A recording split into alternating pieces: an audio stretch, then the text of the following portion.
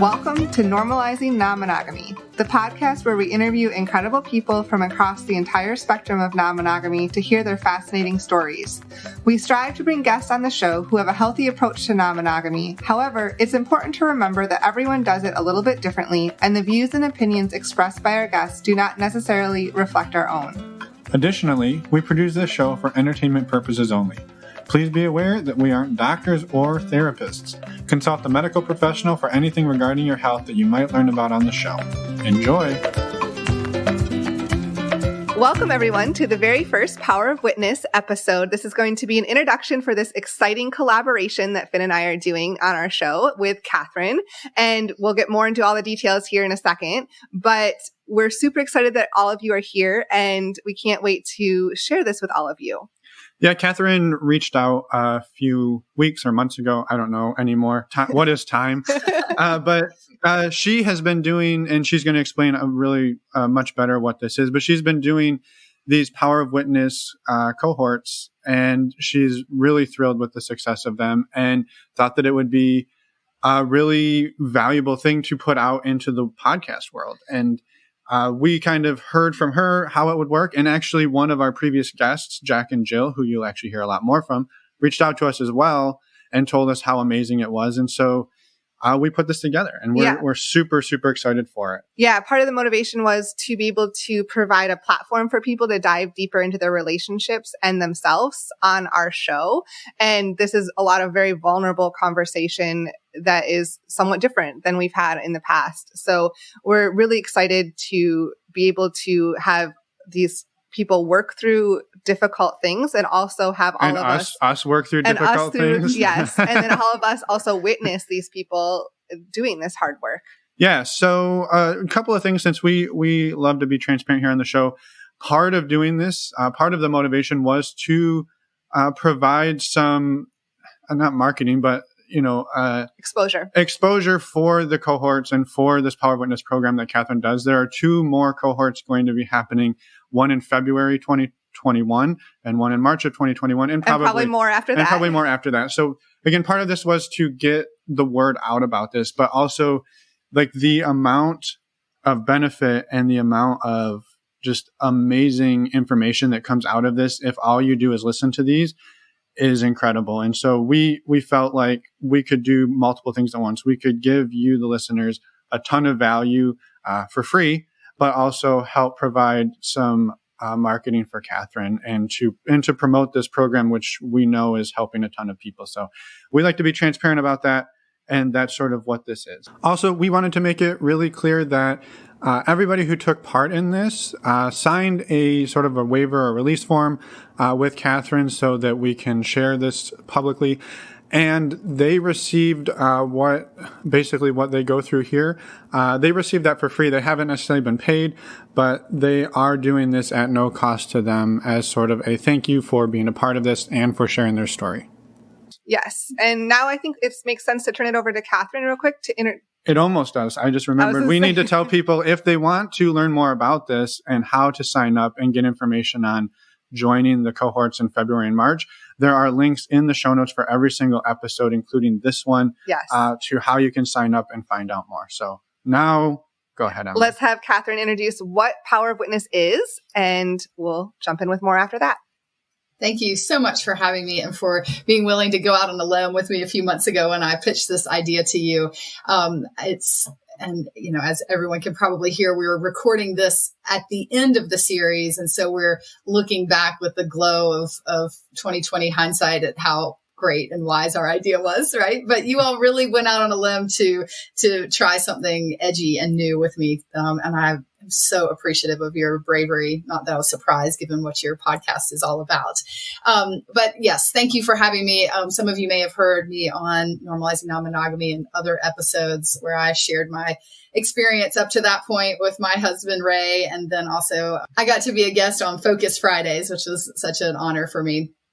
This Power of Witness idea that Finn and Emma jumped on with me. Let me just give a really brief overview. We're going to get into it in the episode. You'll learn so much more. It came from how much benefit I have gotten being a coach and a therapist in my unique seat at the top row of the bleachers of other people's relationships. So I get to sit up here and watch them play, air quotes around that.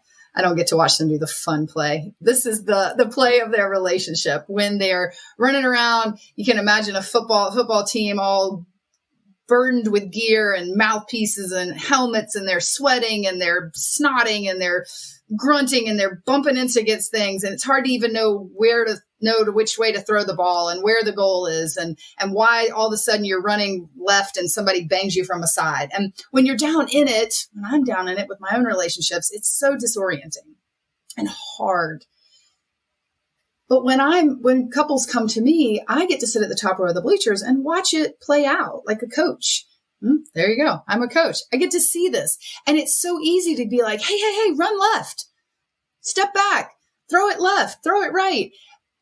And so I have learned so much about relating and relationships just from the honor of being able to be at the top row of the bleachers with my clients. And I have found that being able to be at the top row of the bleachers with my clients has helped me have more insight when it's me down on the field in my relationships.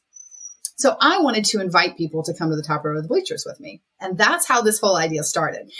So Power of Witness is a group of couples differing in size. The one we're going to present to you is a little bit smaller than the cohort that I usually run, just for time's sake, where I invite these couples to be part of a group, and we deep dive with one couple per week.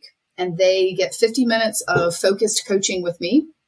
I do a intro consultation before their session and get to know them, give them some resources. We decide what kind of issues they want to dig in. And then they have 50 minutes of coaching, and we call that the hot seat. And the other couples watch me coach them. And we dig into some these are all real issues. There's some emotions. It doesn't always wrap up beautifully. This is real and raw, what you're going to hear in these sessions ahead of us. And then at the end of that, we ask the top row of the bleacher participants, the rest of the couples, to give feedback about what they saw, how it affected them, what they felt. I teach them, you're going to hear this, I teach them how to give appropriate feedback, which many of them say helps them give feedback within their couple. And then at the end of that, the couple that was on the hot seat will tell us how it felt to be on the hot seat and what it felt like to have that feedback. Yeah, I think one thing to maybe just make clear is the participants that we have doing this. These are all people who have been on the show before. We reached out to everyone who came on our show, at least everyone that we were able to reach out to. We didn't do so good at the early days of keeping track of people's contact information. I think we got almost everybody. Anyway, we reached out to everybody who's been on the show and asked if anybody would be willing to participate in this. And we had a handful of people reach back out to us that wanted to do this. And so that is who you're listening to. So everybody who's been part of this Power of Witness that you're about to hear was also on the show. And the links to their episodes will be in the show notes for this if you want to go back and listen. And it would probably not necessarily be required, but would probably add some value to what Definitely. You're hearing, to hear a little more about their background story. Definitely. Right. So I wanted to jump in and say what you can expect is the episode you're listening to right now is the introduction episode. We're going to, Catherine and Finn and I are recording this intro right now, but eventually here we're going to jump into introducing all of the couples and doing the an overview of what to expect here. And then you're going to have 4 more episodes released over every Friday for the next few weeks, with each couple doing a coaching session or a session on the hot seat. And then the end, we'll have one more episode where it's a takeaway episode. So there's 6 total episodes that you get to listen to for Power of Witness, and they'll be released over the next following Fridays. And maybe one thing, Catherine, if we could have you talk a little bit about the adult chair versus child chair mindset. That's something that comes up quite often. And I know we weren't super familiar, or at least I wasn't super familiar with it before this. And I thought that would be a really helpful, maybe framework for people to understand before we get going. Yes, I'll try to do a quick intro about that. So this theory is based on inner family systems work, where the idea is that we personify different characters that, quote, live within us. there is a wonderful podcast, a mentor of mine, Michelle Chalfant, who has a podcast called The Adult Chair. And she explains, she has a framework that I use that I've added to. And also in work, there's a theory called, in counseling work, there's a theory called Gestalt that works on, again, this personification. They talk about chairs, where some of the work you do is you have literally 2 chairs in the room and you imagine yourself as a child and you sit over in that child chair and you speak to yourself as an adult. Now, sometimes when you first hear this, it can sound really, I don't know, people would say schizophrenic or multiple personality disorder or dissociated. But what I find is when people can personify the different parts of themselves, different ages, what their needs were at that time that weren't being met, and how those needs are still trying to be met, how we come up with adaptive skills and strategies at different ages where we were in our development that we're still trying to use now that maybe have now become maladaptive as grown adults, where they were really helpful to get what our needs met when we were little with our family of origin. But now those same skills that we've brought through to our current relationships are hurting our current relationships. So you're going to hear me talk about that quite a bit.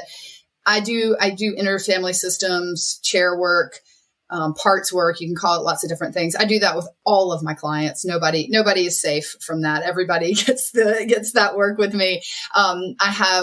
There's a course you're going to hear us talk about that I've created called Relationship Bootcamp, where I take people through different modules to get their relationship in kind of tip-top shape to be ready for non-monogamy, really just to be ready for the challenges of life, but certainly non-monogamy. And this is such important work to me that there are 2 of the 10 modules that are focused on teaching chair model, inner family systems, parts work, because we use that as a framework to understand what's happening. So you're going to hear that come up with most all of the couples. All of these couples were gifted the Relationship Bootcamp so that they could go through these modules and have an understanding and a similar vernacular. That's why I created my Relationship Bootcamp, because I wanted to have this shared vernacular with my clients. So we went ahead and gifted that to these brave souls that jumped on to be in our Normalizing Non-Monogamy Power of Witness program. So you're going to hear that they've already had some of that background to understand. In the show notes, we give you lots of podcasts that are free and available to you, so you can start to have an understanding of that without having to buy my bootcamp course. But of course, if you're interested, that'll take a deeper dive into it. Does that explain it enough? It's so natural to me that sometimes I forget to make it explicit and clear. If there's anything else you want to ping me, I think it's great, and I think what you said there right at the end too is that throughout this, and just to reiterate, there is an amazing amount of benefit that you can get out of all of this at the free level, right? There are resources, everything that gets mentioned throughout.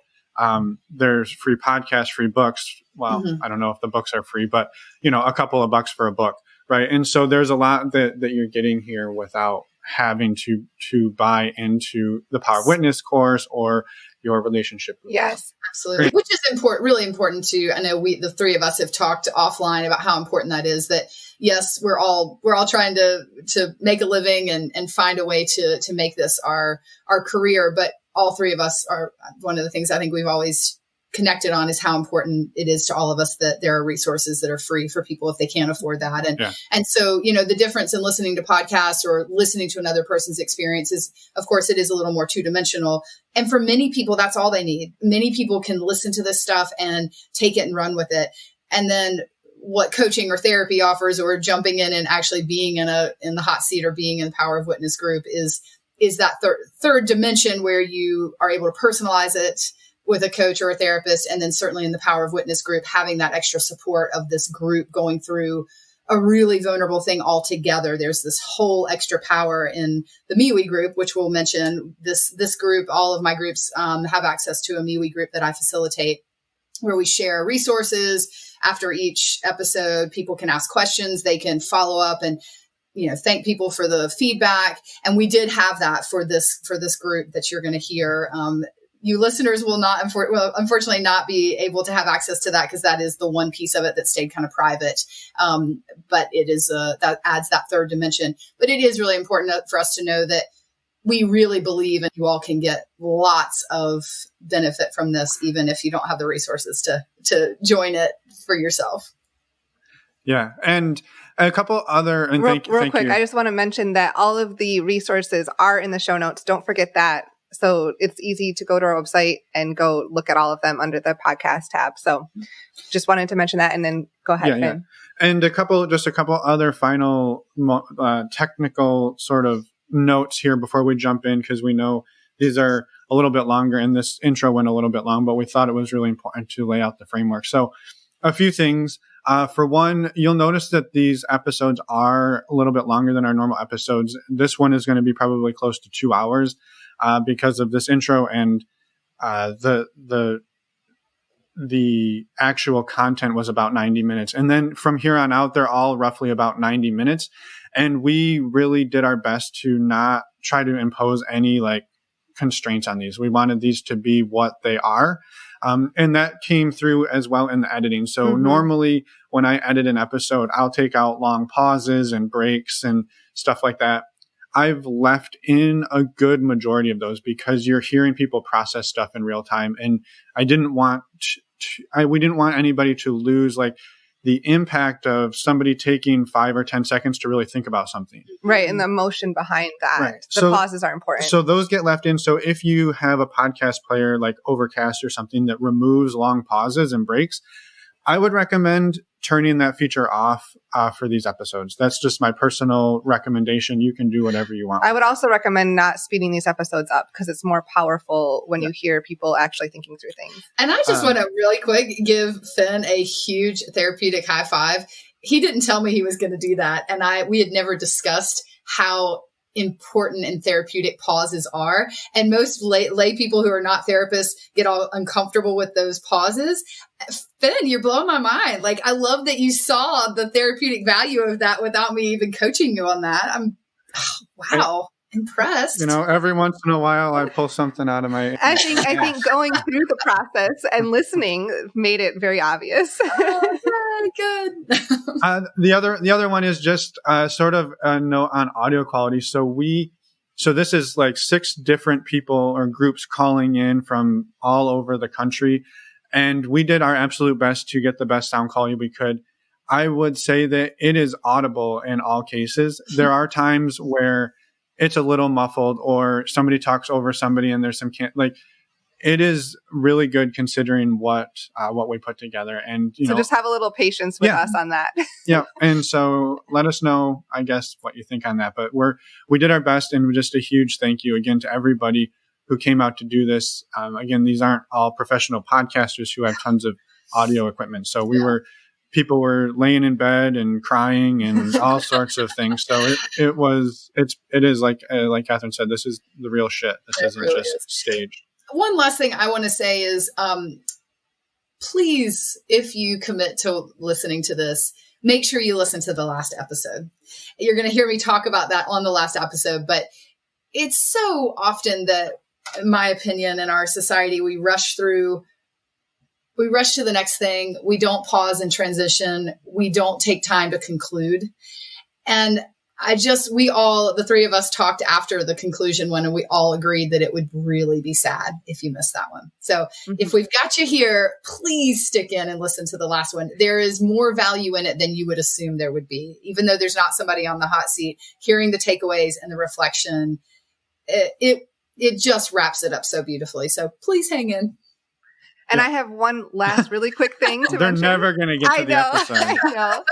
But I just want to say that this series is focused on couples. However, Catherine, you've mentioned that you are going to be doing individual Power of Witness. You're going to try that in March too. So just keep that in mind. And as you listen to this, that you're going to be offering different versions of Power of Witness as well. Yes. And the other thing we'll mention is we put it out to couples that have been on Normalizing Non-Monogamy. We did not have a preference about them being heteronormative couples, married couples, how long they've been together. I don't even think we necessarily said couples. It was just couples that reached out to us. And so this is the group that formed naturally. And we are certainly not closed to the idea of having different types of those groups in the future. And yes, we did have some people reach out actually within this group and say, it would be kind of interesting to do this just on my own. So I'm going to be offering a men's Power of Witness individual and a women's Power of Witness individual. And of course, that's identifying as men and identifying as women, whatever that means to you, to see it will be certainly a different experience, but I think equally as powerful. Yeah. Okay. Do you think we should maybe let them listen to it now? Yeah, now that it's been like 20 minutes. Thank you. Well, thank you to everybody for listening to this intro. I think just based on how difficult and how moving some of this stuff is, we felt it was important to really lay a solid foundation for it. So yes. Thank you for listening, and we hope you enjoy this, and we'll see you in a quick outro, and then it's time to rock and roll. It's time to rock and roll. Welcome, everyone, to The Power of Witness. We're super excited to be collaborating with Catherine on this project and can't believe that you all agreed to be here. We're so excited. Yeah, thank you all. Heartfelt thank you to all 8 of you for taking the time out of this kind of crazy time of the year. And just, it's going to be vulnerable and difficult. And we just wanted to say a huge thank you for supporting the work we're doing and the work Catherine does. And making this a priority. And helping other people. We know it's going to be very, very useful. So just thank you. Thank you. And we wanted to start by just going around and doing quick introductions. And I think we should start with Catherine. Okay. So my name is Catherine. I am a therapist and coach and have been for over 15 years. My business is Expansive Connection Coaching. And this idea of putting people on the hot seat and being witnessed and being witnesses is something that's really near and dear to my heart. An idea that I had a few months ago and set into motion, and have been blown away with the momentum of what's happened when people will step in the ring and be vulnerable like this. And so to be able to extend the work that Emma and Finn are doing and have some of their guests come back and be willing to jump in the ring with me and go a little deeper in their the sharing of themselves is pretty legendary to me and exciting. So I'm really happy to be here. So I have been non-monogamous officially for 5 years. My husband and I had a short experience in this before we got married. And then I think thought we had to get married and grow up and put it on the shelf. And then 10 years later, stumbled back into this part of our life, which was wonderful. And so we started with probably what we would traditionally call swinging, always together. And then it sort of morphed into couples dating. We've certainly been to clubs and been on cruises and gone to parties and had the more sexually focused experiences. But we always found that we really enjoyed having more of a relational connection with people. And so that turned into couples dating, which we have enjoyed. And then we've also had separate sexual play, as well as in the last year or so started to experiment with more separate relational experiences. And I am going to have a secondary relationship that I'm committed to. And we have some friends with benefits that we enjoy having a good relational connection as well as a sexual connection with other partners. So we've run the gamut, working through growing. I'd say that we always are looking to stay on our growth edge. And when we first got into this, our growth edge was much more focused on our sexuality because we got together very young. And so that's how we continue to grow and push each other, is to explore our sexuality. And then as we've moved through it, we have found that our growth edge tends to be more relational, starting together and now doing some big growing in the realm of dating separately. So that's our story. Awesome. Well, thank you, as always, Catherine, for everything. You've been on the show more than anybody other than Emma and me. So thank you as always for everything you do for the community and your work. Next, we'll kick it over to our tonight's hot seat, Bill and Felice. They were on episodes 42 and 130. Hi. We're Felice and Bill, and we've been a couple for 37 years, married for 35. We started out swinging, and it probably evolved. So now at this point, it's more combination, so it's swinging and poly. We date separately. I probably have more deep relationships than Felice does, but we have a number of separate friends, and we occasionally get together and do more swinging things. Awesome. Awesome. Thank you for being here. Yeah, for sure. Next up, we'll head over to David and Amanda. Thank you both for being here. Episode 53, so some of the waybacks. Earlier on. I'm David. I'm Amanda. And we have been partners for 6 years. 36. Well, 6 6 or years. 36, depending on you count it. We work together. We're together pretty much 24 hours a day. And we have been open since we met. We call it Open Together. Open together. Which has meant that we've explored a variety of different sort of, I would say, swinging scenarios, kink, BDSM. We're really when in Rome people. We'll try anything twice. The range of ethical non-monogamy is something that has interested us in a lot of ways, and really we kind of connected around a common interest in human sexuality and ethical non-monogamy, and so we seem to do most things together at this point. Although we both have, I guess, dated independently, and at times enjoy that as well. Awesome. Is that fair? Yes. Thank you so much for being here. And then we have Jack and Jill, and they were on episode 97. And then our Focus Friday is episode 1.7. Hi, we're Jill and Jack, and we've been married for 19 years and have been non-monogamous for about 2 years. Our first foray into the lifestyle was at Desire down in Mexico, and that was amazing. And I would say we identify as swingers. We like to experience this together at this point, and we like to do things together. Not much on labels. We're open to where the connections take us in that. Jill? Sounds about right. Perfect. Perfect. Well, again, thank you both for being here. We'll jump over to last but definitely not least, Laura and Casey. You're on episode 105. Hey, this is Laura. I'm Casey. We have been together for about 20 years and married for close to 12. We started the non-monogamy journey about 5 or 6 years ago. And from there, we started with swinging, and then we dabbled in opening up, and then now we are monogamous. Because of COVID. Well, Mostly. because of COVID and emotional stuff. Which we're going to hear all about, right? Of course. I mean, that's why we're here, right? Yep. Awesome. Well, thank you everyone for... Go ahead, sorry.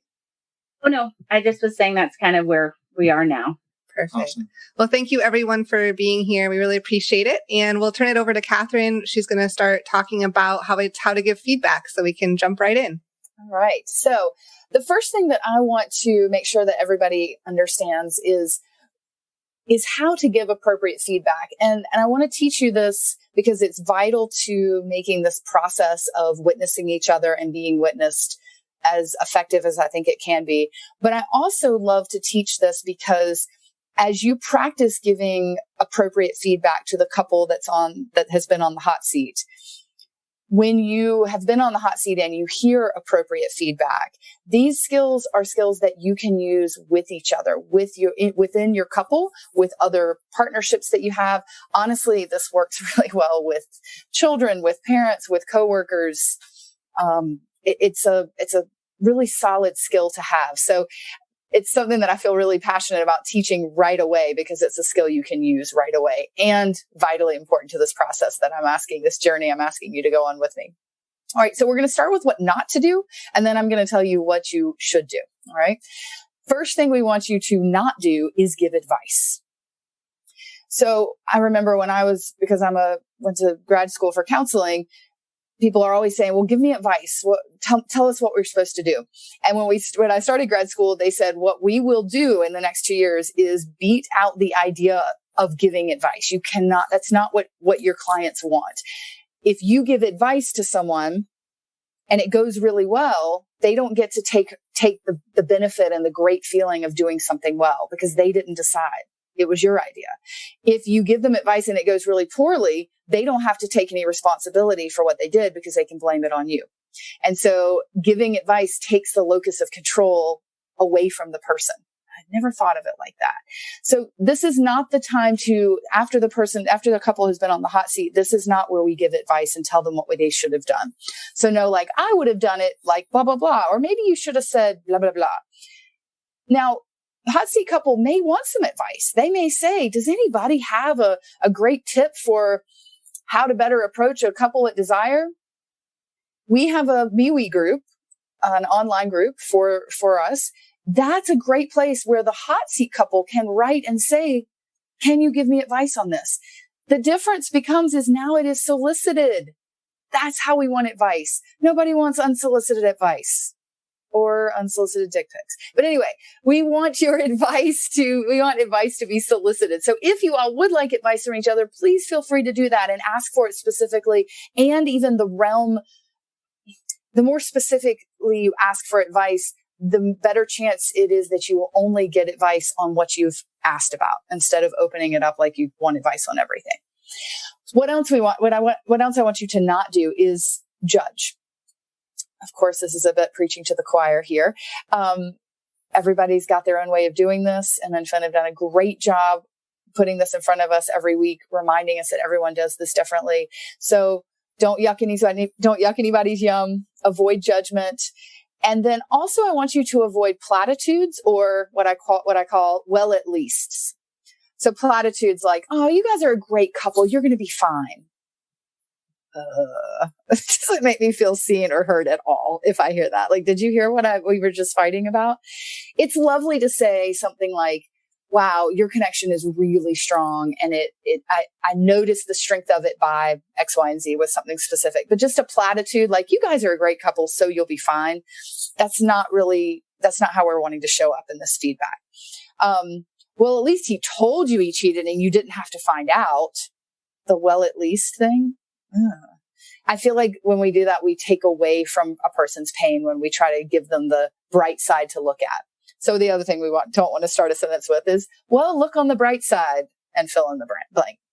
So when we give any of these messages of advice or what I would have done, when we judge someone, when we give them platitudes or well, at least, these messages can feel very dismissive, especially after someone has been really vulnerable.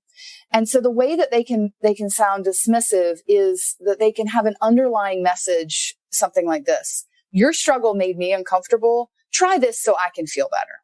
Another one might be, you're broken and I know better. Another one, hurry up and do better. Again, because I'm uncomfortable. Or, I don't want to have to sit in the suck with you. It makes me uncomfortable. So can you feel better sooner?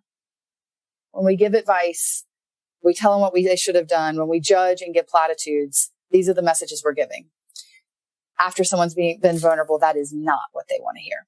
So how do we approach people who have been vulnerable in a way that lets them know that they have been seen, they have been heard, they have been understood, and they're loved anyway, which I always like to remind people that's, if we distill it down, that's what most all of us humans want. It motivates so much of our behavior. We want to be seen, heard, understood, and loved anyway. So here our hot seat couple is going to go and put themselves out there. What can we do as their witnesses to make sure they feel seen and heard and understood and loved anyway? We are going to express our feelings genuinely when it's your turn to give feedback. The expression of emotion has far greater value than the expression of ideas or information. Again, we have an online community where we can share those ideas and information, but after someone has been vulnerable, the power of you sharing your emotions and how you feel it's hard to quantify. It's so powerful. Try to take the risk and let yourself be emotionally available and vulnerable as you share what impact their story had on you. Try to be clear and direct as possible when you give feedback. Try to be open to the responses of how other people have said things. So even if it's different, just roll with that and share your own experience. Sometimes telling a story is a way of being known. It can be a default where we want to say, that reminds me of a time when X, Y, and Z. And oftentimes stories can be connective, but in this setting, they tend to come off as a way to avoid dialogue and intimacy. It can be a way to take the attention away from the couple that has been on the hot seat. So aiming for sharing that fosters understanding of the experience instead of just a monologuing kind of story. You want to share how you were impacted by what they shared and processed. You want to keep your feedback focused on you. So here's an example. Hearing Jim say that he didn't feel heard hit me like a ton of bricks. I realized that's my biggest fear for my partner. I worry that he doesn't feel heard by me either. Okay. So we're talking about Jim being on the hot seat, but this person is giving feedback about how hearing what Jim said struck a chord. Another one. Wow, Sally, when you admitted that you felt abandoned during the hotel party, it put words to the feeling that I had last weekend. Thank you for sharing that. You also want to try to be as specific as possible. We all, as humans, we're suckers for specificity because it shows that you saw me, heard me, understand me, and love me anyway. Not that you see and hear and understand people in general, but there's something in your feedback that's so specific and unique to me that it's impossible for me to overlook that you saw, heard, and understood me. Specificity. Also, I'll give you a little tip. When you give people compliments, the more specific and unique they are to that person, the better they land. So this is one that you can practice in your feedback, but also practicing the specificity can be really helpful as you're flirting and dating. All right. And then finally, you always want to end your feedback after when you're giving them feedback after they've been on the hot seat by thanking them for what they shared and thanking them for being vulnerable. Make space with your words to acknowledge the hard work that they just did. Okay. Another way that I'll describe it is, we talk a lot in this process about me inviting all of you to the top row of the bleachers, where you get to watch a couple down in their play. And by play, I mean the emotional struggle that they might be having. So another thing is if you're struggling about what to give feedback for, if you imagine yourself up on the top row of the bleachers watching, is there something that you learned about relationships in general, about your own relationship from being able to see it at the top row of the bleachers? That can be a nice lead in for feedback if you're feeling a little nervous about what to say. Any questions, thoughts, comments, as you've learned some ideas about how to give more appropriate feedback?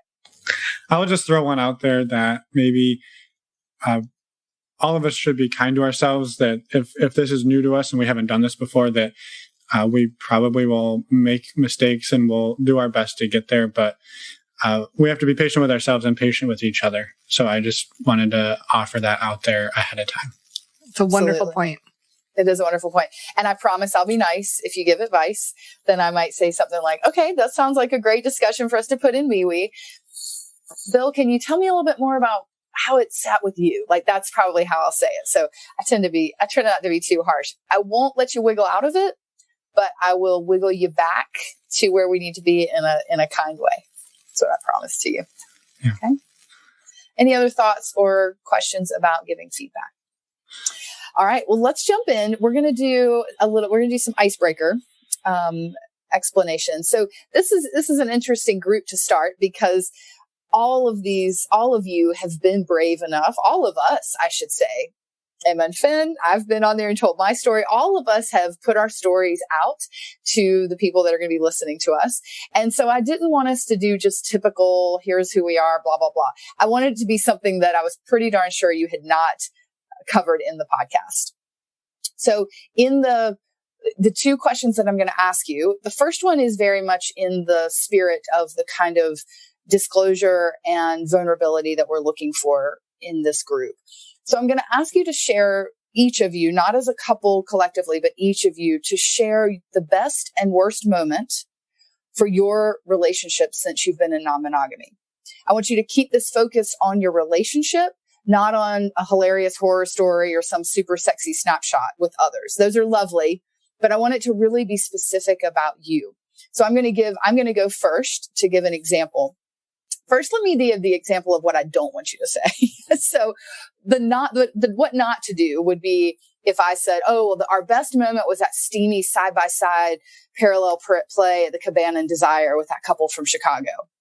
that was a fantastic moment in our non-monogamous journey. But that's not really what we're looking for here. The worst one, I might say, oh, it was that time when that couple showed up for the date in sweatpants and they talked about their stockpile to prepare for an alien invasion the whole time. Yeah, that was not a great moment, but that's not what we're going for here. So this is more the flavor I'm looking for. For me, the best moment in our non-monogamous relationship so far is feeling my husband, my partner's true happiness to see me happy. That has been happening since I've been growing in intimacy with another partner of mine. And I keep being scared that it's going to be too much, that it's not allowed, that I'm not supposed to love this other person, or it's not okay for me to be loved by two people. And every time I go back to him, he just gets happier and happier for my happiness. That is an amazing feeling of validation to have another human be that happy for me. And it's such a great best moment in our relationship because I see it as a testament to the hard work we've done on ourselves and our relationship to make it strong enough for me to introduce this deeper level of intimacy with someone else and for it to not feel like a threat to our attachment. That's been the best moment for me so far. The worst moment is years ago when I felt really insecure and I not only didn't encourage him, but discouraged him to have the type of connection he wanted to have with a play partner of ours. And I knew that he wanted it, but I was just so scared and threatened by it, which I will say, though, was the catalyst that started the work that we have done to make my best moment possible. So that's the best, worst kind of example of that I'd like to hear. What have been the best and worst moments for you personally in your relationship since non-monogamy? And then the second one's fun. If you two were going to be stuck on a deserted island, but had all of the essentials you needed for your personal well-being, what 3 things would you bring to best serve your relationship while you're stuck on the deserted island? All right. Each couple is going to have 8 minutes to answer both of those questions. I'm going to start my timer and I'll give you a warning. And then after each couple goes, the rest of us will practice giving feedback about what we heard. So we all get a chance to practice this feedback thing. So shall we go in maybe order of how the hot seats are going to be? All right. Well, Bill and Felice, you are up first, and then we will have Jack and Jill. So my personal best is seeing Bill blossom sexually and to see him find different parts of himself, the being dominant and just starting to feel confident in his sexuality. That's been the best.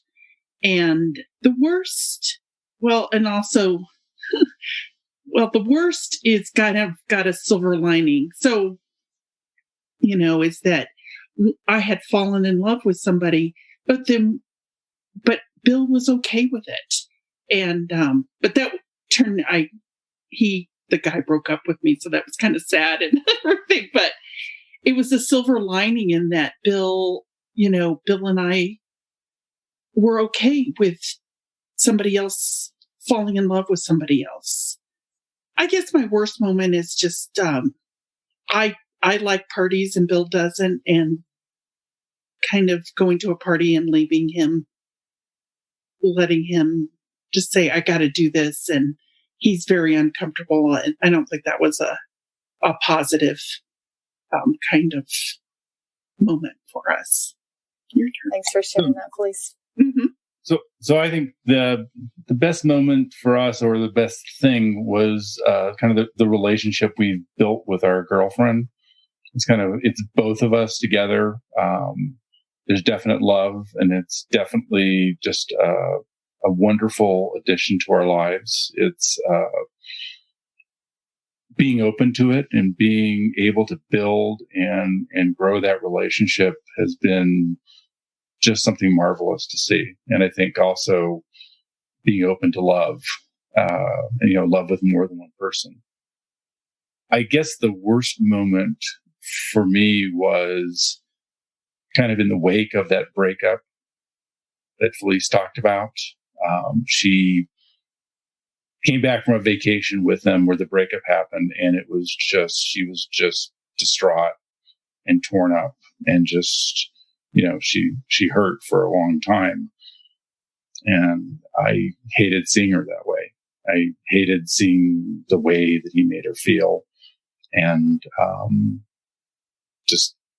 I think part of her never completely healed from that. And so she kind of closed off a little bit of herself to falling in love again with somebody else. And that kind of hurts me, actually. Now for the fun one. Oh, the fun one? Oh, the fun one. I'd say, I can't think of a third, but I'd say my meds, music, and a good Wi-Fi. I don't know. And is there anything that's specific about those that you can tell us how that serves your relationship, those things, if you're willing to share? Yeah, I'm bipolar, so my meds are important. One of the, so to keep me level and keep me functioning correctly, I need my meds. So that's definitely, I hope that may not be essential, or that may not be in the part of the essential stuff, but for me, I think that's lovely though, because it would be part of your personal essentials, but I think that you bringing it into how it serves your relationship is really beautiful. Oh yeah, because it's important. It's very important for me to be stable and rational, and that's important. And then music is, I'm as a dancer all my life, so music's very important to me. Even today, it's just, I have to have music on to think, to do my work, to do anything. I have to have music. I'm a happier person when I'm listening to good music. I think Bill enjoys music too. So our musical, connection is cool. We talk a lot about different types of music. I bring home new music. He brings new music. It's a real... We have sex music. We have sex music. I used it the other day when I had a friend over, and they said, "That's a good playlist." I said, "Bill made it." And your third one was Wi-Fi. So how does that serve your? You got to have the music and keep in touch with people. I don't know. That was just, I pulled that one out of mine. Love it. How about for you, Bill? So for me, I'll just say this was so hard. I just don't see things in the relationship. So I thought of things like, okay, well, I could really use some exercise equipment, because the way I keep myself balanced and even is to work out. And if I don't work out, I'm a dick. I mean, just beautiful. I love it. So I need, I need that. I could probably put all three of them as exercise equipment. I thought about a good sex toy, because it's fun. That's fun to incorporate in things. Absolutely. Great. And then after that, I just run out of good ideas. I'm not a thing kind of person as part of the relationship. Okay. All right. Fair enough. Not as fun as you thought it would be. I'm sorry. That's okay. Basically, though, that means that anybody else, we have one extra thing you get to bring on the island, because Bill didn't take it. So somebody gets 4. So if you're having trouble narrowing it down, you can thank Bill for the gift. I'll accept payment. Okay. All right, great. All right. So now, thank you both for sharing. So now I'm going to ask everyone else to give feedback about what Bill and Felice shared. As you can imagine, the beginning part of what they shared is probably more vulnerable for them. So that's where I'd put most of your feedback. But if it's, if you want to make a comment about their desert island, then please feel free. Who would like to start? This is Jack here. I'll go first. What I loved hearing in both of you talk is your connection. And it's so countercultural. It's so against what most of us have been taught, I would say. And I love seeing the connection that you two have, and how that doesn't mean that there's just love enough between you two, but it's infinite. So thank you. Yeah, I'm going to chime in on what Jack has to say on that is the example you give of the infinity of love, that there isn't some bucket that runs out and it needs to be hoarded or kept. It multiplies as you give it. I love seeing that in both of you. Thank you. Lovely. Thank you. All right. Who else would like to go ahead and do their feedback? We're happy to provide some just thanks for the love that we could feel between the two of you as you spoke, and the way that you take care of each other just really came through and whether it was in packing or in remembering those good times and those challenging times, you could really feel it. So thank you. I would echo that. Okay. Thank you, David and Amanda. Well, Bill, this is Laura. What really hit home for me, Bill, is when you were expressing how when she came home from that trip and you could really feel her pain that really didn't have anything to do with you personally, and how that really, really hurt, and that you really wanted to help her, was just such a touching story. So I know it's a negative, but that just really hit home for me. So thank you for sharing that with us. Yeah, I want to mimic what everybody else is saying. Is I know that the podcast people listening can't see it, but to see the way that Felice really looks at you, Bill, you can just see that connection when you guys are sharing these these stories. That it just made me smile, because that's just that's what we're all here to strive for. And it also made me really scared and nervous, because the feelings that you guys have been able to work through really scare me. So that's where my mind's at right now, is holy cow, that's a lot of work. That's where I want to get to, but to see where I'm at, it seems really daunting. Wow. And thank you, Casey, for that vulnerability that you showed in your feedback. That was lovely. Thank you.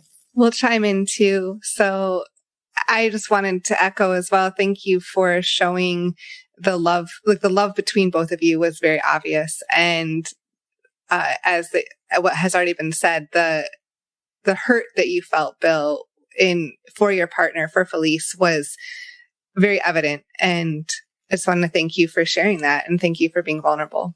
Yeah, I was going to build on Casey's fear piece, that I hadn't even really thought of it until Bill was talking about it, that as Emma and I have started to think about having deeper connections, we typically had looked at this as more a swinging approach until, the last year or two, where we've opened ourselves up to that. And then thinking about, you tend to sometimes think about yourself like, oh, I don't want to get hurt. But now thinking about, well, if Emma falls for somebody and then she gets hurt, like hearing Bill talk about like Felice coming home and like she's in pain, she's hurting, and there's nothing he can do other than be there for her. And that's like my worst nightmare, is not being able to fix something immediately.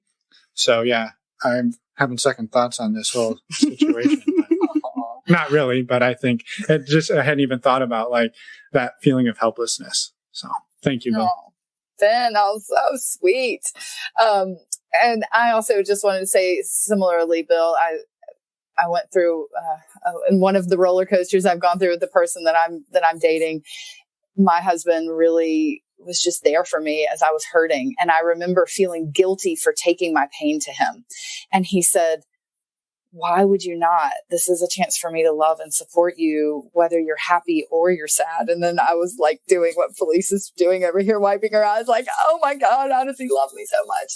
So, yes, that really struck me, Bill and Felice, to see your emotions so clearly as Bill was talking about his love for you. That was really beautiful. And great job to all of you for first time feedback. It is great. So Bill and Felice, I'm going to send it back to you for just a second. And I want you to share with us how it felt to be on or how it felt to hear this feedback. It's very touching. And I'm kind of a person that wants to erase the past and move forward, but it kind of took me back to that spot again. But Bill it's so weird to have your husband defend you for falling in love with another man. And that was the silver lining of all of it, even though I couldn't see it at the time, but coming out of it and just being there, and realizing that I could love more than one person at a time and Bill was okay with it was a huge step forward. I mean, it was great. I mean, there was so much positivity that came out of that negativity, like twofold. Yeah. But it's nice to hear that, I'm still scared. So, somebody mentioned that they were scared, and, I really try hard not to fall in love anymore. And, Bill hates that I can't, that you're limited. that I'm limiting myself to that. Cause it's still kind of raw, but, yeah, it's nice to hear. And I don't want to scare anybody by that, because you can learn a lot from falling in love with somebody, even if it's, and Dan Savage always says, even short-term relationships can be successful. Yes. I love that can from be your a podcast. successful thing. Bill, what was it like for you to hear the feedback on what you shared? Yeah, I mean, I'm really appreciative that, people connected with hearing that. I mean, listening to Casey talk about, being scared, I understand that. I mean, it's kind of a scary thing, and I'm kind of one of these people that jumps in with both feet, which is probably why I'm here tonight. I'd say so. All right. Well, thank you for doing that. Yeah. And so it's just, I'm just, and I'm appreciative for the experience. I mean, the life experience that I've got, both good and bad, has been fantastic. And, but the feedback was really nice. And it was, and I feel appreciated. Yeah, and, exactly. You guys are very heard. We're very much in love with each other, and, and that showed, I guess. And I like that it showed. Good. Yes. Okay, good. So that was a great first try at practicing this. Good work, you guys. All right. So let's see. Jack and Jill, are you ready to jump on your mini hot seat? You bet. All right. So remember, you're sharing what your best and worst, and then what you're bringing on the island. Absolutely. I would say my best is as Catherine knows in some of her previous work, I would tend toward being the gas in the relationship. And I'm learning how to coast, and when I need to, and learning that balance of coasting and pushing the limit a bit, hitting the gas, feathering the gas at times. And I also love the compersion of what this journey has to offer us. One of my whys of the lifestyle is the seeing Jill in her element being at play, and I love that.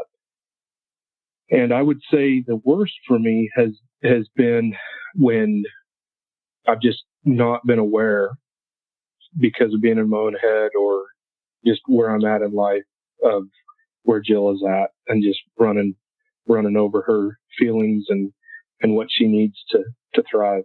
So what I'm bringing to the island is bourbon. I'm also bringing beach beds, because that hot sex on cabana beds in Mexico, yeah, that's kind of a thing. Way better than on the sand. I mean, it sounds sexy, but it's just no good for anybody. Right. Yeah. Like it. Okay. Yeah.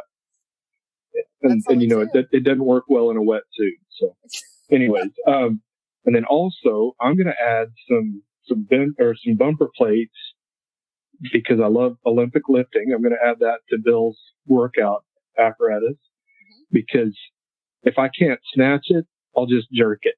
So I love it. Wow. All right. Going for it. All right, Jill. Okay, it's my turn. So I'm going to start with the worst feeling in the last couple of years for me has been not using my voice for what I want or need, and then having the evening derailed by resentment and anger, and it just kind of, it's like a snowstorm takes over the evening, and I end up with deleting or derailing the enjoyment that the evening could have had. So that leads right into my best moment, and that is finding the power of using my voice to ask for what I need and want, which has helped me break the cycle of codependency. And in that, for Jack, like when I don't use my voice, seeing the disappointment and like the confusion, and then the on the opposite side where I do use it, and the delight both of us find in watching me grow that way, but just in the way it brings us together. And for the island, coconut oil, because that keeps all things in relationship well lubricated. I'm going to bring a few friends, and I'm going to bring a few books, because I just need some time away from everybody with a book. I love it. And any particular type of friends, like what do they need to do to help serve your relationship? Be really funny. Then you have a great sense of humor. Maybe have some benefits. Of course. Actually, can I weigh in on your island? All right, great. Thank you. And I will share that I have worked, and they have given me permission to tell you this, that I have worked with Jack and Jill privately. And I will say, just right off the bat, it has been such an absolute joy to watch what both of you shared in your wins and your struggles. It's been just such an absolute honor to watch the growth that you both have taken from your best moments and your hard moments. So that's the feedback I'd like to give. Who'd like to go next? Thank you. Okay, I guess we can go. So this is Laura and Casey. Oh yeah, sorry. Are we doing feedback? Yep. Yes. It was interesting to hear how, Jack, you feel like you're the gas all the time. I feel like I'm the brake all the time. So hearing somebody being concerned about the same thing I am kind of struck home for me, and just brings up a lot of the moments that we encountered throughout this whole exploration. And thank you for sharing that. And Laura, I really appreciated, Jill, when you were talking about using your voice, except kind of in another way, because I feel like I am always using my voice, and maybe I'm using my voice over Casey. So I need to maybe be doing some listening also. So thank you for sharing that. It just kind of feels the opposite. I'm definitely the gas Jack, and also maybe too loud. So I need to be doing some listening. Thank you. And again, thank you for your vulnerability in the feedback you gave. Who's next? So when I was listening to Jill talk about not using, and this is Bill and Felice, they're going to go next. When I listened to Jill talk about not using her voice, I could really feel the pain in that, and it brought home some of the same sort of issues in terms of using my voice, and I could really feel a lot of compassion for that sense, and and the struggle that it is. Yes, and I really related to Jack in that the sometimes you're so excited about things and you want to go that you fail to listen to your partner sometimes, or you're just go. And I always have to think about Bill first, and I think that is what he was trying to say, and that was very thought provoking. Great, thank you for sharing so specifically the way that it connects you to the lessons that you're both working on. Thank you. All right, let's see, David and Amanda, or you're next. Okay. Yes, as you said, David and Amanda, and you know, for me, Jill, hearing you talk about using the power of your voice, it came through for me exceptionally hopeful in the fact that I guess I kind of feel like I'm on the front end aspect of realizing how important using your voice is, both for yourself and for your partner. And then you noticed she said that the confusion that came from not using her voice, and you could really hear kind of the responsibility and seeing the effects, I guess, of having that confidence to use it. And so I that sounded hopeful to me, and that sounded really exciting. And Jack, to hear you talk about conversions is just a fascinating idea, and so it was good to hear other people talking about recognizing that and seeing it happen. So, Yeah, I mean, I would just add, Jill, I felt as you were describing what it sounded like your perception of Jack's frustration or even potential hurt in your not using your voice at times was something that just really resonated and felt like just that the complexity is something that we feel like is really nice to hear you put your voice to it. That was helpful. Thank you. And thank you for sharing that. Great specificity. Thank you, David and Amanda. All right, Emma and Finn. Do you want to go first? For me, I really related, Jill, when you said the piece I picked up on was that you're identifying your wants and needs. That's something that I have been working on for a while, and I realize the importance of, but I also know that I'm not very good at it. And hearing you say that and then turning it into the best thing was finding the power of your voice was very hopeful, because I feel like I'm on that journey too. So thank you for sharing that. Yeah. And the reason I deferred to Emma go first is I knew what she was going to say, and I knew it was going to feed exactly into what I wanted to say, which is, and it gives the context that her finding her voice and me really relating to Jack and the being the gas, but in the way that I only want to push the gas pedal if I know Emma wants to be in the car.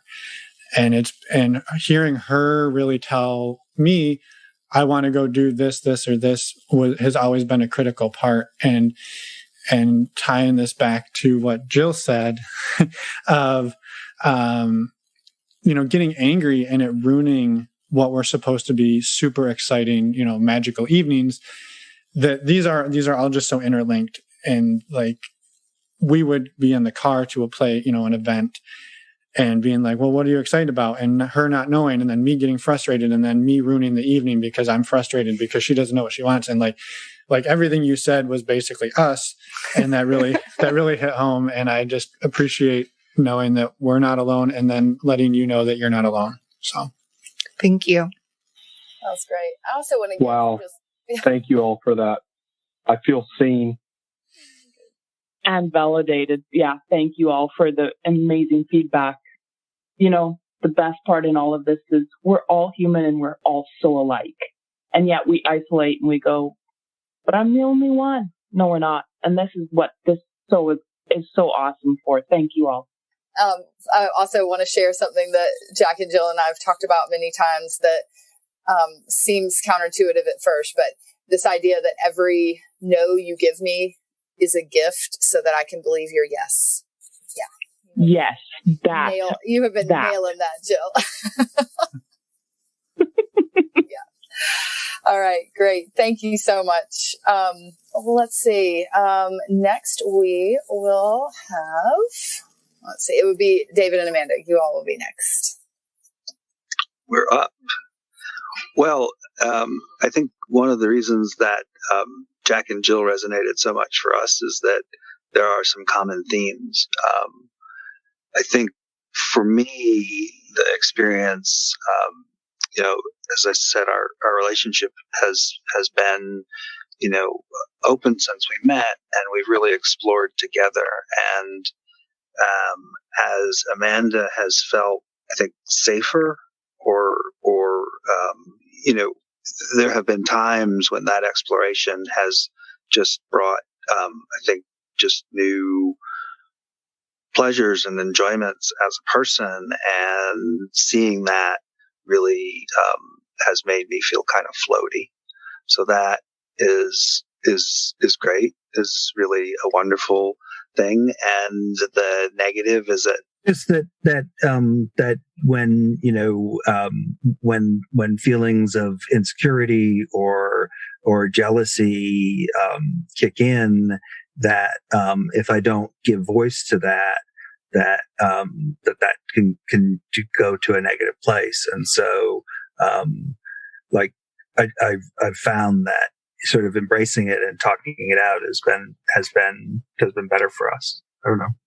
Three things. Well, I felt like the essentials were covered. So we were going to leave our recreational marijuana in the essentials. So we were going to bring, I was thinking like an Enjoy Pure Wand, because it's flexible, and probably some chocolate. We really like chocolate. And we'll need some massage candles if we're going to be stuck on the island for a long time. Sounds like a lot of good service to your relationship. Love it. All right, Amanda, can you share for us?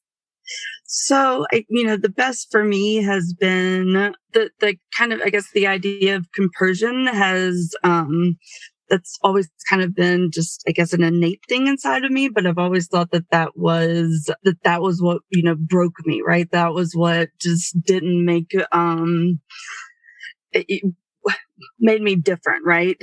And so seeing, somebody who can be jealous to come and work through those feelings and have the ability and the confidence and everything to override, which is, jealousy, which is just bad for everybody.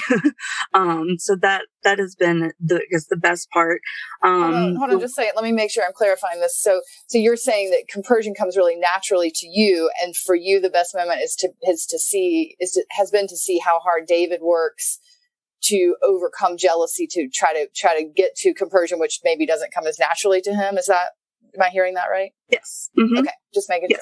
And just, being able to just see that, it is a process that can happen, that, somebody kind of has to go through that whole thing and recognize it and kind of sit through it and then work through it and kind of come out on the other side, and being able to give that to my partner is just amazing. Yeah. Wow. Okay. And how about the hard part for you? Worst part? And then the hard part is, kind of speaking to, what we've kind of heard before too, is I have argued that we have been fighting to give women a voice for so long that we forgot to teach them how to speak up. And, that is me. And so have it, not having the confidence, or just having, even really kind of just the knowledge to put the words to kind of my wants, needs, and desires in order to, as I was saying, bring my part of, as Dan Savage, good, giving, and game, for me to be that good, giving, and game partner, I need to be able to do my part, and part of that is speaking it. And so that has been hard for me. My three things would be the magic wand, and some noise canceling headphones. Sensory deprivation. Yes. Yes, and and the Enjoy. I guess we molded together because we both need that ability. That's great. Thank you so much. I wanted I'll go first with feedback. Amanda, I especially resonated with that part. Well, resonated and how do I say it? I guess I just really noticed how in the best part, you put something in the best part that I think is really difficult for me. And I see it a lot in my clients, which is the sitting back and knowing that you just have to let your partner process it, that you can't rush it. It's got to be at his pace, and that it's just a process, and the only way through it is through it. And you mentioned that in your good part. And I'm like, that's the hard part. That would be my hard part. And so it just really struck me that you were able to put that patience and that allowance of him to have his own pace in your good. Like, wow, that really struck me. Thank you both. All right. Who else wants to jump in with some feedback? Okay. This is Jack. I can go. So what I loved, or when Amanda, when you talked about, or David and Amanda, when you talked about compersion and jealousy, and what it brought up for me was, and then also having, working for having the woman have a voice. We come from a culture, and spoiler alert, you're probably going to hear more about this in our episodes, or if you listen to the past, we came from a very patriarchal culture, and I've made some hard choices in doing things to give Jill a voice, and women in large a voice. I feel that way. But what I see is I've been so misguided through the years of trying to make them into versions of me. And just, that's what it brought up for me. And just, it's such a counterintuitive journey to be a part of assisting women having voices, but they're not going to be the version that I think are going to be the version of them. So thank you for that. Yeah, I'll just quickly speak up here also. I'm Jill. And just the part of, fighting for the voice, but forgetting to teach how to speak up. So that was great. I resonated with that too. All right. Thank you, Jack and Jill. Bill and Felice, you want to jump in? Yeah, I like the discussion or the compersion, because I think Bill and I kind of fell into it without realizing we were doing it. But I think it's so fantastic that Amanda already came to the relationship with compersion. That's huge. I think you probably have a lot of security, and I admire that because I think you have to have that sense of self. So I applaud you on that. That's really great. Really good point, Felice. Yeah. I really loved hearing Amanda talk about the compersion, and I think what also stood out was just looking at it and being patient and seeing how it came out in David and the joy of when it did, and feeling that joy was really something special to hear about. Yeah, absolutely. All right, thank you, Lauren, Casey. Well, I feel like it's kind of been said already, but I also can hear when David, you were talking about jealousies and insecurities, and I just heard you really be vulnerable in that moment and say, that was something that you really had worked through, and I just appreciate you calling that out. Thank you. Yeah, I really enjoyed listening to Amanda. Your best moment was something that your partner struggles with, but I mean, I don't know you very well, but I'm assuming you don't have any, or you don't have the same jealousy issues that a lot of us face, or those feelings.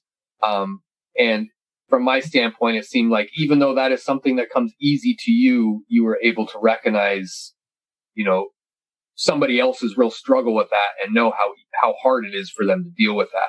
I think it's sometimes easy when something comes so easy to us just to blow off the other people's feelings because it's so hard for us to wrap our brain around. But I thought you were able to do that. And it really just, I don't know, it makes me just think about how someone is able to really think about somebody else in that way. So thank you. I don't know if that sounded I don't know if I put words to what's really in my head, but thank you. It sounded great from here. And it also, I just want to point out that you both were like, well, it's already been said, but then you said it and said things in a very different and insightful way. So good job. Thank you. All right, Emma and Finn. Do you want to go first this time?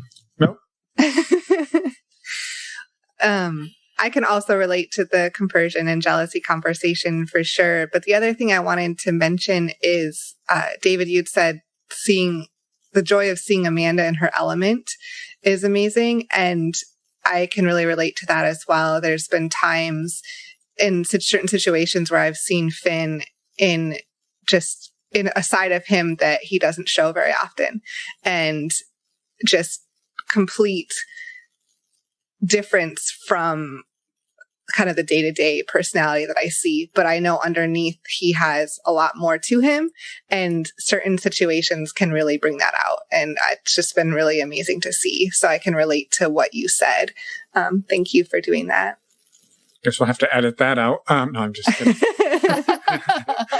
No, I think, yeah, I mean, I know we've all said it here, but the sort of the disparity between Amanda's compersion and David's jealousy, that resonates hard over here. And that patience that you spoke about, needing the patience to wait and to, sit with David and work through that. Yeah, you're not alone. I think that's maybe the best way to put it. And it's exciting to see. And it's good to know that, again, you're not alone and we're not alone. So thank you. All right. So David and Amanda, thank you all for giving feedback. David and Amanda, if you will just quickly share what it felt like to be witnessed and hear that feedback.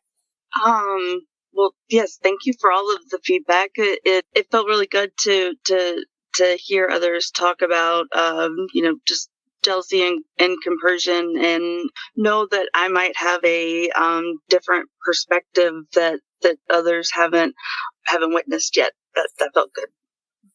It was good to hear that we're all feeling like we're hearing things that we all face. That feels affirming. Thank you. Great. Thank you so much for sharing with us. All right. So Lauren Casey, you ready to bring us up here at the end? Oh, yeah, we're ready. Should I go first? Sure. Okay, so best in terms of non-monogamy bringing to our relationship is, I feel like it's almost like a forced excessive communication. Like, we can't just skim over things. We can't just surface level everything. Like, when it comes to non-monogamy, we really have to get into it. Like, we really have to get deep and really be in it. And I think that I actually enjoy that part a lot. Sorry, I'm a little emotional because since we're not really practicing non-monogamy, that's not really something we are forced to do anymore. So it's kind of a rough time for me. So I guess that would be a bad part. But I think the worst time that I was thinking of before I got cryy was just kind of being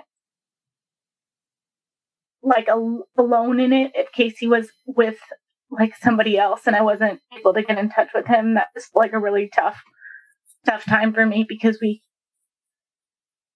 in non-monogamy before, we were always doing stuff together. So in an alone time, that was kind of not awesome for me. So, and then on the island, I'm going to move to that because it's a little less cry-inducing. So on the island, I can't really think of anything.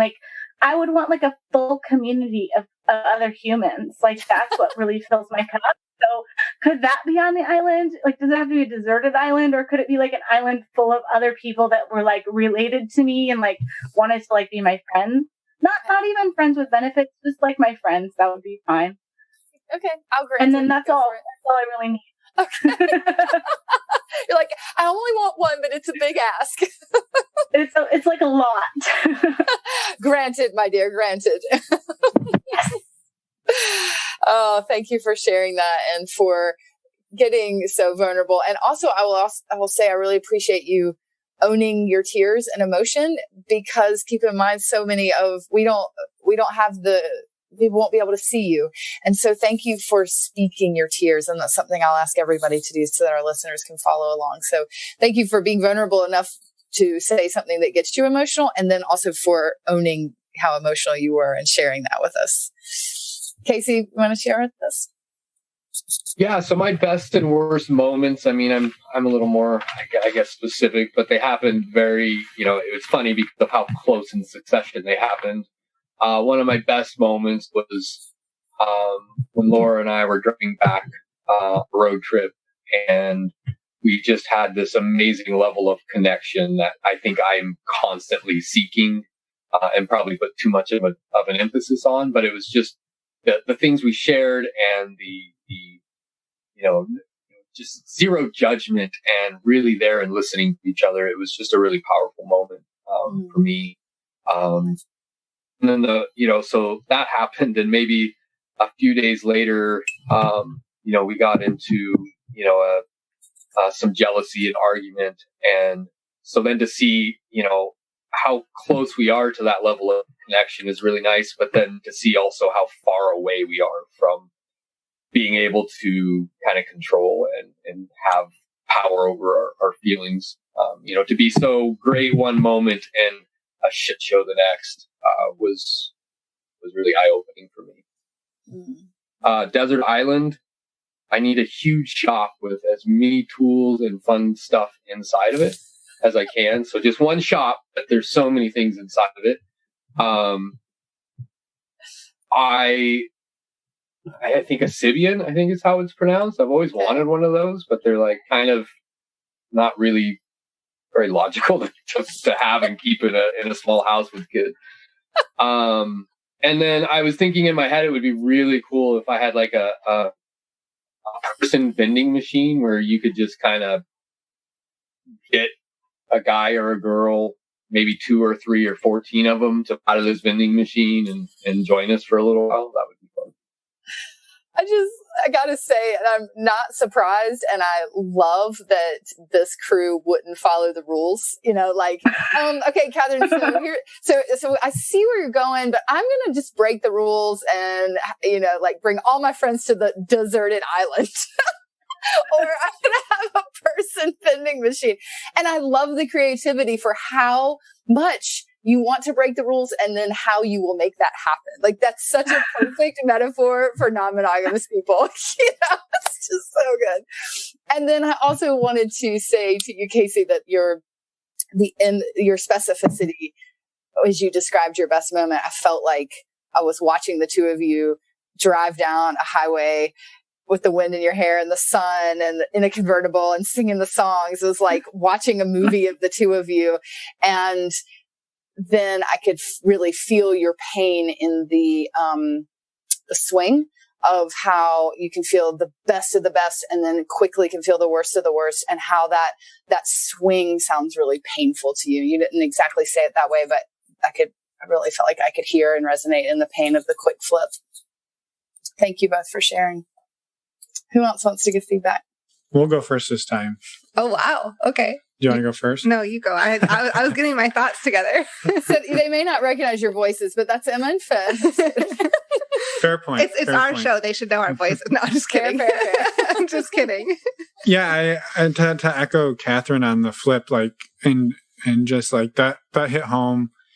We've had that flip like in the same car ride, right? Like you're riding pretty, and then 4 minutes later you're in a fight and you're like, what the fuck happened? Like how yeah. We were just happy and excited. So yeah, that hit home, and Laura like being spot on with the communication. And there are times in our lives where in our journey where we haven't really been doing the non-monogamy thing, and we see it, the communication shifts. And yeah, I think hearing that pain, was hard, but also like so relatable, because you're just frustrated and you're like, why can't we just communicate better? And you don't even necessarily think about the fact that it's tied in some way to this. But, putting that puzzle together is helpful. So thank you.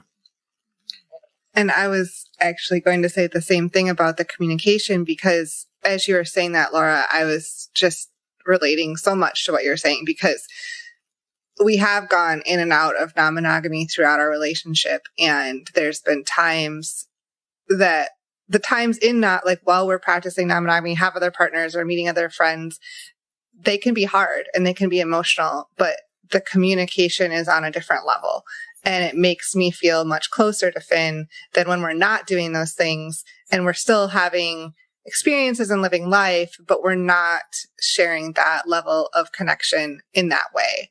And it just adds a lot to our relationship. And as Finn said, it's noticeable when it's not there. So thank you so much for saying that and being vulnerable. And as Catherine said, owning your emotion too, because that's not easy. And I appreciate that you were willing and vulnerable in doing that. And I was just going to pile on one thing, and I know this breaks the feedback rules, Catherine. I apologize that we're not supposed to just tell people they're going to be all right. But I think the fact that you do have that communication during the non-monogamous time, the non-monogamous times, when you're not doing that, you don't just revert back to totally shit communication. You are still probably communicating at a level that is elite. Yeah. So you're going to be all right. I'm not allowed to say that, but I said it anyway. So. Oh, the platitude. No, but I will say actually one thing I want to jump in, because I'm the boss, so I get to jump in when I want, right? Is that Laura, when you were saying that, it reminds me, I always talk about for me, non-monogamy is this stone that I get to sharpen myself against.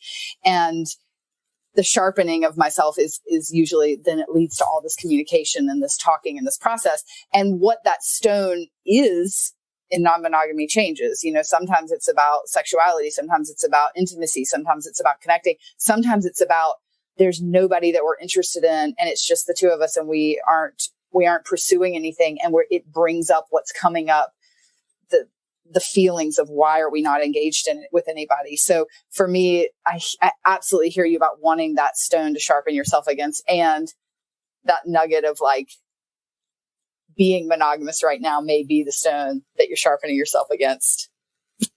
Right. Which is still part of the whole journey. So anyway, thank you. Who else would like to give some feedback? I think Jack and Jill were gunning to go next. Yeah. I'd love, this is Jill. Laura, I don't have much. I just want to say I feel you on your emotion, and thank you. Thank you for just going there and letting us feel that, because I don't know, it's bonding, and I just thank you for that. Yeah, I'd echo that. This is Jack. I'm gonna break another rule, and I'm gonna thank you first for just showing up on a non-monogamy podcast when you're in a period of non-monogamy. I think it's just awesome. And, what it brings up in me is we've went through periods too where we've taken a step back, where we haven't been, where we've got out, as it were. And I'm not going to break the rule and say you're going to be okay, but you're exactly where you should be, and you're gonna work through whatever this is, and it's gonna look however it should look. And I'd echo the part of seeing the level of communication that you're engaging in. I think it's amazing. So thank you, David and Amanda. Go for it. I was just struck and wanted to thank you both in how your prose really tied together for me, and I guess I pictured Bonnie and Clyde, and this is good. This all works out much better. But there was something about the camaraderie and the friendship and the adventure, and it just for me resonated on our own experiences and that the power of that, and how you could really feel that. So that was great to feel. Thank you for sharing that. Well, to kind of echo off of that, the pros being tied together, I also heard that, I heard Casey, you talking about, the level of connection and how that was exceptionally important to you, and, always kind of striving to get back to that level, which I think is just brilliant, because I think, connection is, just exceptionally important to our mental well-being. But then also, then as Laura was speaking and you could hear the emotion, and I found myself wondering if maybe part of that is being scared of complacency. And, Catherine, as you were saying, a stone to sharpen yourself against, that, maybe if you don't have that stone, that you don't feel your sharpest, or you don't, that if you sit still for a minute, then, things kind of come down around you. So I wondered if that was part of that. And thank you, yes, for sharing. It could definitely tell the relationship between the two of you is strong. Thank you for sharing both of those. All right, Bill and Felice. When Laura was talking about the pain, it really got to me. I mean, the pain of not being able to get a hold of your partner when there was someone else is just, it just really digs at you. And just, I felt it. And, I've known that pain, and it brought it back to me just to hear you. Bill, can I jump in and ask you, this is another nice way to do some feedback. Yeah. When it affects you as obviously as it affected, as you're sharing, is there a place in your body you felt it when you heard Laura talking about it? It's like a knot in the stomach. Mm-hmm. Yeah, it's almost like just this anxious, just knot that you want to be gone. Yeah. You want it to be released. And, you just want it to go away, and it doesn't. Thank you. That helps us understand your experience, and I think will probably help Laura feel heard in a similar way to know how it hit your body. So that's another nice feedback tip. Thank you for sharing that. Felice? I understand and resonate with the idea of highs and lows, where you're really connecting, and then you're fighting and connecting and fighting, and then you really communicate because it's important. And that I see a lot of healthiness with a lot of what they're doing, just because we've been there and done that, and I've seen good outcomes. So, but I know the struggles, and I feel it tonight. And I thank you both for being vulnerable with that. Great. Thank you so much. All right, Laura and Casey, will you share a bit about what it felt like to be witnessed and hear that feedback? It's really nice to to feel heard, to have other people, my partner and I, we've had these same discussions so many times, and sometimes it's really nice to hear, a little bit of feedback from the outside. And that, again, like with everything else, as different as each one of us are, really when it comes down to the troubles that we face, they're all so similar if you break them down. So it's really nice to be able to see, people are, having all these different feelings and hardships and good times as well, but they're different, but at the same time, we're all very similar. So it's nice to know we're not alone. Thank you, guys. Right. So I like those same things. I loved your platitudes, guys.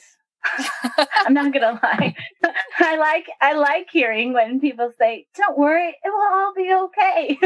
But it's semi-reassuring from maybe not from just like random strangers, but kind of from other humans that have been on the journey. So thank you.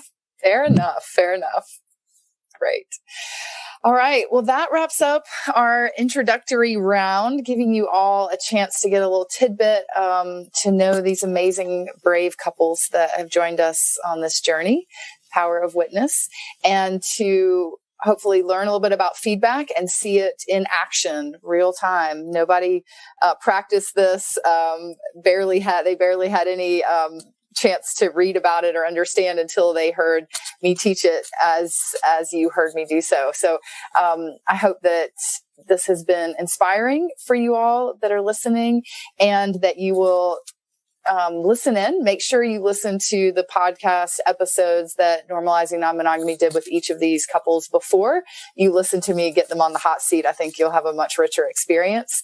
And tell your friends and stay with us on the journey. Thanks to all of you who got in the ring with me tonight, and Em and Finn for creating the ring for us. Yeah, I wanted to just say thank you as well again to everybody. I know we thanked you at the beginning, but I think thank you for letting us be a part of this. I know we're not necessarily going to be on the hot seat, but letting us be, witness to all of this is awesome. On the top row of the bleachers. Yeah.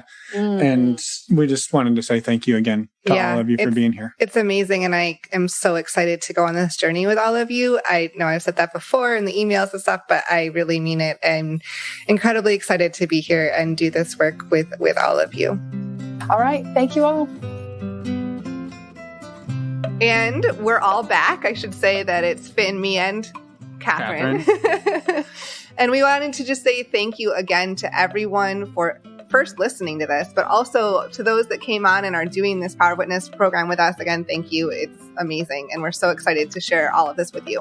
And a huge special extra thank you to Catherine for doing this with us. I know we're providing the platform, the podcast, but we couldn't do this without her. No. Even a little bit. So thank you, Catherine, for being here with us and for helping us create this type of content.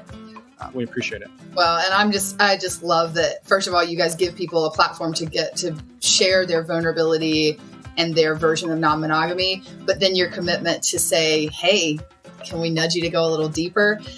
That is such an exciting thing to be part of. So thank you for helping me nudge people to go deeper. And I really hope that those of you that are listening, it will nudge you to go deeper in your conversations with your partners. Yeah. Yeah. And we don't have a whole lot else to say other than if you want to find, all the resources, again, head over to our website, normalizingnonmonogamy.com. There is a Power of Witness tab now where the episodes that are part of this will be. Actually, they're going to be, they'll be in a Power Witness tab. Yes. And you'll be able to find them multiple places on our website. Pretty easily, yes. So, and I'll also say that on those, in the show notes, make sure you check out the follow-up resources. That's one of the things I'm very committed to in my coaching is sharing the work of my mentors and the people that influence me, and as much as possible, making sure that you have free content. So missing out on those show notes, you are leaving a lot on the table. So click, click, click. And if you don't want to go to your browser, there's your show notes in your podcast player. Yes, all of them are included in there as well. And if you want to find out more information to sign up for Catherine's next Power of Witness groups, there's also links to her website on our website and have all the information to sign up there. Quick addendum, I was a liar. It's under the resources tab, and under the resources tab, it'll say Power of Witness. Yes. My apologies. All right, so let's tell them who's coming up first. Who's on the hot seat first? Yes. Next episode will be Bill and Felice. And that's dropping today as well, as you probably noticed in your podcast player. Yep. And then every week after this on Friday will be the next 4 episodes for the next 4 Fridays. Yeah. And again, if you have time to go back and listen to Bill and Felice's first interviews with Finn and Emma, it will add a lot of texture and complexity to the hot seat interview. Yes. Without a doubt. Links in the show notes. Links are in the show We can't say that enough. And with that, let's go listen to Bill and Felice. Yeah. Bye, everyone. Thanks for listening. Thank you.